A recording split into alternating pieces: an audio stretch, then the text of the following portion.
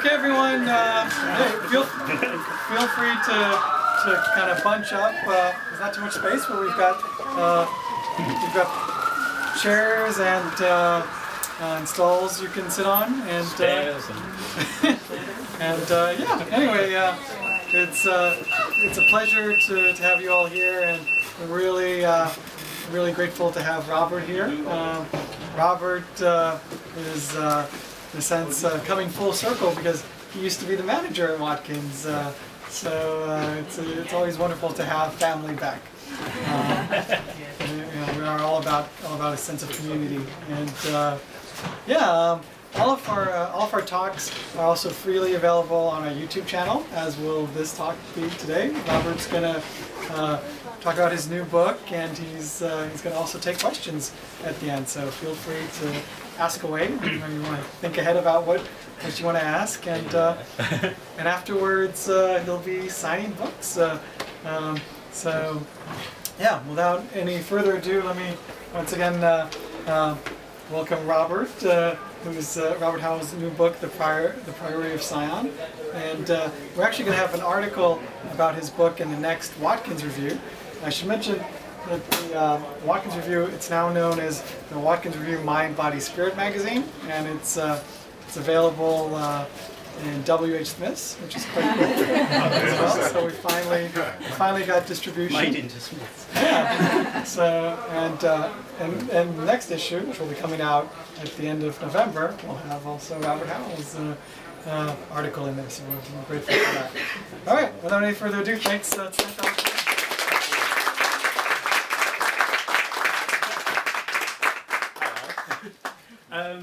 Thanks all for coming. Thanks all of you for coming. This is my first book. I'll talk a little bit. I'll do the talk in two parts, basically. There's a part about me writing, which involves Rennes-le-Château and all these mysteries, and then there really is the book and all about it. And it's a story of two badges. I have two badges. You won't be able to see them. There's a small blue one with a white inscription, and there's a tin one. This is the one about Rennes and the mystery. And this really was the one about me, because when I was a kid, I dug this up in the back garden. And it's this weird little blue medal. And I kept it, and I never knew what it was. And I kind of started writing when I was a teenager. I wrote my dreams, I wrote ideas, I saw things. I just had loads of ideas. But really, I first began to write my dreams. I had all these really vivid dreams. And I began turning them into stories as I became a teenager, and I joined a writer's workshop. And I found that I was reading more and more esoteric material, the kind of stuff that Watkins is so good at selling. From the esoteric arts, alchemy.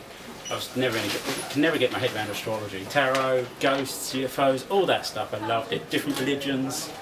And eventually I came across this mystery. There's this place in the south of France called Rennes-le-Château. It's a little village, and about 100 years ago a priest turns up. He's paid £6 a year, and the church is dilapidated. There's only about 30 people living in the town. It's middle of nowhere, and suddenly he starts renovating, and he finds something, and he starts spending money like crazy. So he builds a guest house, he builds a stone tower, he completely refurbishes the church. And that's one part of the mystery, is where to get the money, and lots of people have views on that, and there's lots of ideas. But on top of that is what he did with the money, because he decorated his church, and it's still there today, and it's kind of an unsolved mystery. Because if you go there, his church is full of things you wouldn't really expect in a church. He's got a life-size statue of a demon in the doorway. He's got an inscription above the door that says, "This place is terrible," written in stone. He's got lots of kind of Rosicrucian crosses and hints of secret societies and references to alchemy and Freemasonry. And so it's no longer really a Catholic church, it's become something else. And this church is in a part of the world that has a tradition for heresy. The Cathars, an esoteric Christian sect, were there in the Middle Ages. And they believed that Jesus and Mary were married.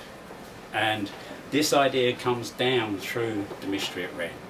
And it kind of resurfaces in the 1950s briefly, but really came out in the early 1980s. A book came out called Holy Blood, Holy Grail, which was about a secret society called the Priory of Sion.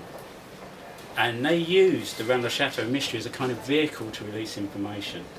and they released a lot of alternative ideas. They released many new things about Christianity and many new ideas about what Christ was like. And that was kind of the beginning. So I was off down that road for years, but then I ended up as a manager here at Watkins Books. Watkins is in Cecil Court, and I lived just down the end for 3 years. And while I was here, I met Freemasons and I met Templars, and I met someone from the Priory of Sion. And I got access to lots of information and lots of interesting people. But all the time I was writing, and I still had this thing about writing. But while I was here, I took this little badge to the British Museum, because I was spending a lot of time there, and got them to identify it. And they said it's about 100 years old, and it came from a magazine called The Scribe for writers, and it was given to writers. And the magazine was based here in Cecil Court. So I find myself coming back to Watkins Books all the time.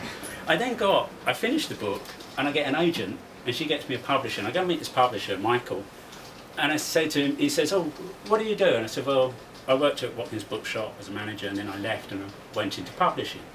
"What did you do?" And he said, "I worked at Watkins Bookshop as a manager, and then I left and went into publishing." And he bought, in the 1980s, the Watkins imprint, the publishing house that was part of this shop. And this book has come out on the Watkins imprint without any control of me. So I really have come full circle, because my writing career kind of begins and ends with this badge coming from Cecil Court, and everything has since sent me here. And even the book has come out based on Watkins. So that's kind of my journey and how the book got started. What then happened, which we come to the second badge, was while I was here, I did meet someone from the Priory of Sion. I discovered this through someone else. They were a collector of really rare alchemical manuscripts and really old documents. They had lots of esoteric interest, but I didn't really deal with them much. I only spoke to them on the phone a few times. I never got to meet them. But I knew who they were. And then sometime after that, the Da Vinci Code came out, and everything went berserk. All this stuff on the bloodline, all the stuff I'd been researching for 20 years nearly, was suddenly all over the press again. It was big news. Was Jesus married? Did the Priory of Sion exist? Because they had a secret society in the Da Vinci Code. And all the documentaries came out and said, "No, never heard of them. They're not." I'm thinking, well, you can meet them in Paris. You can find them. They're real. You know, there's certainly people around today that are in this organisation. I got approached by a friend of mine, Bruce Burgess, who can't be here. He's in Italy, unfortunately, working, to do a documentary for an LA film company with quite a good budget, as a lead researcher, to say, what is all this stuff, this bloodline, what's this mystery in France about? Let's try and get to the bottom of it. He didn't know that I knew the secret society. He just knew that I'd done a lot of research on it. So I then, I took part in this documentary, and once I was happy with the way it was going, and that these people were honest, they weren't doing something exploitative or just dismissive, they were really trying to find out the truth, I contacted the Priory of Sion via a contact here. I might actually go in here somewhere. And this person, Nicholas Hayward, got back to me. My understanding of the Rennes mystery is very close to the Priory of Sion's understanding, as far as I can tell. So for the first time in about nearly 30 years, they opened up and started talking. And they gave us lots of information for the documentary. They did an interview. But then they kept giving me information. And I ended up with a wealth of information, over 300 emails, original pieces of artwork, designs, documents, access to documents. I got a contact in the Vatican, I got a contact in the Paris National Bibliothèque. We got access to Saint-Sulpice Library in Paris, which is impossible to get into. So suddenly I have amassed, on top of my own research, a wealth of inside information, and it's really good. It was really good information. Somebody who's been researching for a long time. Suddenly, I had wonderful stuff. I'll give you an idea of some of the stuff that they're about. They have a very different view of Christianity, which is what they're working on disseminating into the public domain.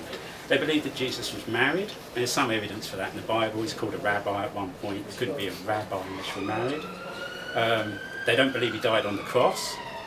And again, in the Bible, he's wandering around afterwards. Doubting Thomas touches his wounds. So clearly a physical man was still around. They believe he was married to Mary Magdalene, and that he may have had children. There's a very interesting Catholic church in the southwest of France, in a town called Limoux, that has stained glass windows of Mary Magdalene on a throne next to Jesus. They're both on thrones like king and queen. Another one of them getting married, and another one where Jesus says to Mary in this inscription, "Woman, I give you a son," and he has a boy with him. So even within the Catholic Church, certainly in the area of Rennes-le-Château, this belief is accepted. So it's not just people from the outside saying, "Well, we've got these ideas." There is a belief that has gone through. There's a tradition that goes like that. It was in the Cathars 1,000 years ago. So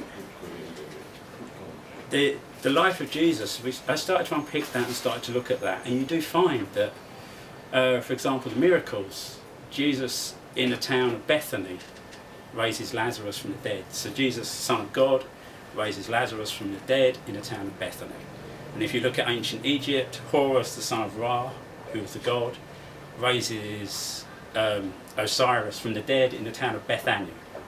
And you start to see these patterns and these stories and how they may have just been appended and added to this person who may have been altogether more human. The other thing that Sion put forward is that Jesus is not the Son of God. And if you read Matthew 1:1, the first book, the first part of the New Testament, gives the genealogy of Jesus. Says Jesus was the son of Joseph, was the son of, right back to Abraham. In Luke, Jesus was the son of Joseph, right back to Adam. He was the king of the Jews. He was the king of Israel. He was a political threat to Rome. And that's in the Bible. You can read that for yourselves. Whether you see it as tradition, whether you see it as reality, it almost doesn't matter. But it's important that these kind of ideas start to come out, because they have another effect. They have other impacts. There is this idea of a bloodline. Now, Mary, for example, is at the crucifixion. She's at the bottom of the cross in full view of Rome. She's no fear of persecution. All the other disciples are hiding, they're denying Jesus existed. Yet shortly after the crucifixion, and if you think Jesus survived it, she then comes on a boat. She has to leave, she has to flee Israel. And it's accepted in the Catholic Church that she came to France via Greece. The via Greece is really important for the bloodline idea, because the idea of the bloodline is it goes through the European kings, through the Merovingians, through the Franks and the Merovingians. The origin of them is in a place called Arcadia in Greece. Arcadia turns up time and time again in this mystery.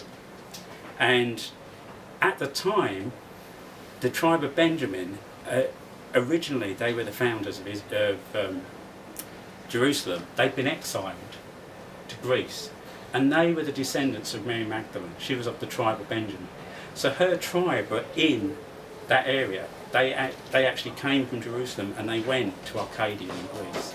And then she stops off on the way to France. And if she had a child and she left them with her tribe, you can understand how this idea starts to grow. That the European, the Frankish kings and Merovingians come out of that bloodline, because it's simply the tribe of Benjamin and the tribe of Judah. So there are these ideas that they're putting forward, and they've done this for a long time. You can find evidence for it in art, you can find it in churches, you can find it within and without the church. And let me see where I am in this so I don't just go off. So there's an aim to this, really. The other thing about Mary is she's not just the carrier of the bloodline. It says in the Gospel of Philip that Jesus was closer to Mary than any of the other disciples. And the male disciples, are quite misogynistic, and they complain that Jesus told her things that he didn't tell them. So she would appear to carry the core of Christianity, the inner secrets, because there's an external controlling kind of Christianity, telling you what to do and how to behave. But there's a more inner, mystical kind of Christ that you get hints of in the Bible, a more mystical religious experience. And that's what the Priory of Sion are aiming for. They don't want to destroy the church, they're not attacking the church, they actually want to revitalise it. They want to make Christianity something that's more attainable. By making Jesus human, you make him somebody that people can be more like, without saying, yeah, he's the Son of God, we can't do that. We can't do miracles, we can't do that. There's no need. If what he's teaching is love and compassion and things like that. These are just higher qualities of humanity. They're things to aspire to. They're not great revelations. But also the feminine side. They want to redress the balance in the church. The church is a patriarch, and it needs to be balanced, of male and female, because there is a missing archetype in our psychology. Those that are brought up in the West and brought up in Christianity, we lack the feminine archetype of the emancipated woman, of the energetic, single, emancipated, sexually active woman. This is denigrated in society, this is put down in society, this is excluded. It's seen as a bad thing.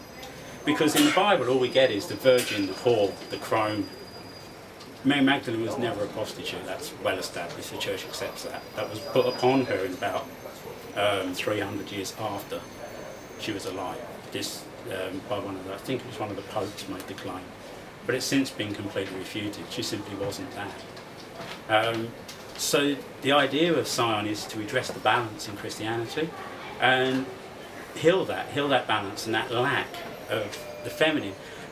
Another reason the church doesn't like that, one of the reasons this has been suppressed is so long, is the feminine side is the intuitive side, and it's the path to gnosis, to a kind of personal spiritual experience, which doesn't need a church or a priest or a pope telling you what to do. It's an internal experience where you can find something, and anyone, spirituality has existed in every civilization since we began.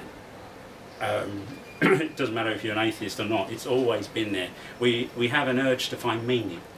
And it doesn't matter if you go out into the woods and that's where you find meaning, that's where you experience something greater than yourself, whether it's looking at the stars or looking at the sea. These are valid spiritual experiences. They don't need priests telling you what you must and mustn't do and how to live your lives. That isn't a valid spiritual experience. So in churches now, we don't find a lot of that. Some religions you might, and Buddhism and things like that, it's all experiential, it's much more down that road. So that was Sion's aim. Their method of doing this, they did it through art, they disseminate through art. There are paintings that have these clues in them, that have clear indications of Mary Magdalene as a pregnant woman, things like that. These ideas of bloodlines, the vine, the unicorn, all these symbols, it was all encoded in symbols. But they also did it through literature. To some extent, I hope that this carries on that tradition, that this is something of the Priory of Sion's aims to redress the balance. And to put out traditions, they don't have to be truths almost, but traditions that allow people to find something more balanced spiritually than to just have to go to a church and be told what to do. So I'd kind of hoped that that was the aim. But one of the things at Rennes, coming back to the badge, is what's there, because I've been there in the presence of Mossad. I've seen the Vatican do ground radar scans of the church in the area using Robert Eisenman and a team of archaeologists who worked on the Dead Sea Scrolls.